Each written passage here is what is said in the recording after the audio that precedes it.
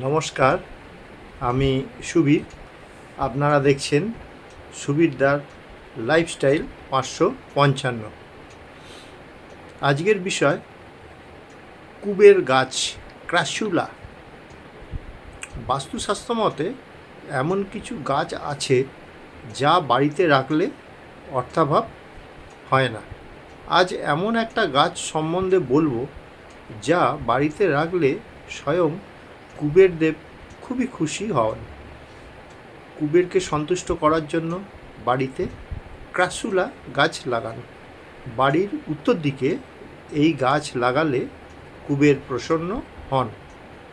বাস্তুমতে উত্তর দিকে অধিপতি হচ্ছেন কুবের। এই দিকে ক্রাসুলা গাছ লাগালে পরিবারের সদস্যদের আর্থিক পরিস্থিতি সুদৃঢ় হয়। পরিবারের সদস্যরা আর্থিক সংকটের মুখে পড়ে না। এই গাছটি কোষ্ঠীতে শুক্রের পরিস্থিতি মজবুত করতে পারে। বাড়ির বারান্দায় বাস্তু নিয়ম মেনে ক্রাসুলা গাছ লাগানো উচিত। এবারে আমি ক্রাসুলা গাছের সঙ্গে জড়িত পৌরাণিক কাহিনী বলছি। ক্রাসুলাকে কুবের গাছ বলা হয়ে থাকে। প্রচলিত ধারণা অনুযায়ী শিব কুবেরকে এই গাছ উপহার দিয়েছিলেন, তাই এর নাম কুবের গাছও বলা হয়। ঠিক আছে, মানে চলতি কথায় কুবের গাছ বলে, আসলে গাছটি হচ্ছে ক্রাসুলা। ঠিক আছে, ক্রাসুলা গাছ লাগানোর সময় কতগুলি নিয়ম মনে রাখবেন। এক, বাস্তু নিয়ম অনুযায়ী যেখানে আলো বাতাস খেলে এমন জায়গায় ক্রাসুলা গাছ লাগানো উচিত বা রাখা উচিত। কোনো গাছের তলায় বা ঝোপের মধ্যে অন্ধকার, সূর্যের আলো ঢোকে না এমন জায়গায় লাগাবেন না, বা টব থাকলে রাখবেন না। আর যেদিকে লাগাবেন সেই দিকটা যেন প্রপার উত্তর দিক হয়। ঠিক আছে, একদম উত্তর দিক, উত্তর দিক হয় যেন। আর গাছটা মাটিতেও লাগাতে পারেন, টবেও লাগাতে পারেন, কিন্তু উত্তর দিকে রাখতেই হবে। আচ্ছা, 2, নির্দিষ্ট সময় অন্তর গাছে জল দেবেন। পাতায় খুব ধুলো পড়ে, তাই কখনো ধুলো ময়লা জমতে দেবেন না। বেশি ধুলো ময়লা জমলে বাস্তুদোষ উৎপন্ন হয়। নোংরা ক্রাসুলা গাছ আর্থিক পরিস্থিতিকে প্রভাবিত করে। তাই ছোট্ট একটা স্প্রে দিয়ে গাছের পাতাগুলো মাঝে মধ্যেই পরিষ্কার করবেন। কেন গাছের পাতাগুলো খুব তেলতেলে, তো এর মধ্যে একটুতেই ধুলো জমে যায়। সেই জন্য ক্রাসুলা গাছে যাতে ধুলো না জমে সেইটা লক্ষ্য রাখতে হবে, মানে রেগুলার এর সেবা করতে হবে। আচ্ছা, 3 নম্বর হচ্ছে ব্যবসায় উন্নতির জন্য ক্রাসুলা গাছের ভীষণ চাহিদা। এই গাছকে ক্রাসুলা গাছ আর কি, মানে যে কোনো নার্সারি বা যেখানে যাবেন, ঠিক আছে, দেখবেন ক্রাসুলা গাছ বিক্রি হচ্ছে। নার্সারিতে গিয়ে ক্রাসুলা গাছ বা কুবের গাছ বললেই ওরা দিয়ে দেয়। এবার ব্যবসার উন্নতির জন্য ক্রাসুলা গাছের ভীষণ চাহিদা।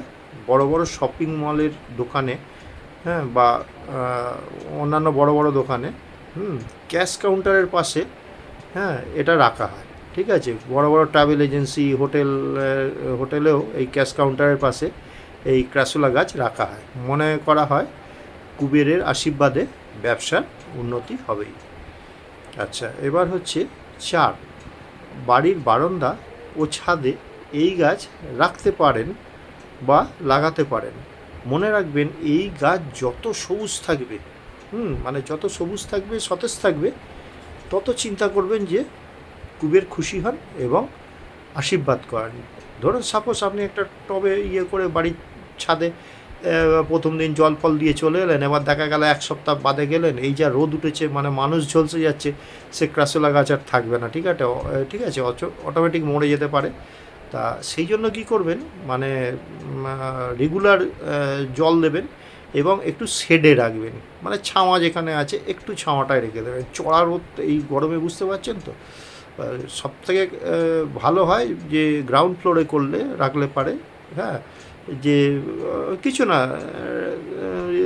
খাওয়া দাওয়া করে নিয়ে যখন দেখলেন সময় বাঁচছে বা ইয়ে রয়েছে, একটু স্প্রে দিয়ে হালকা হালকা করে পাতায় দিয়ে দিলেন, ওই জলটা তো নিচে চলে গেল, প্লাস পাতাগুলো পরিষ্কার হয়ে গেল। খেয়াল রাখবেন গাছটা যত সতেজ এবং সবুজ হবে ততই আপনাদের মঙ্গল হবে।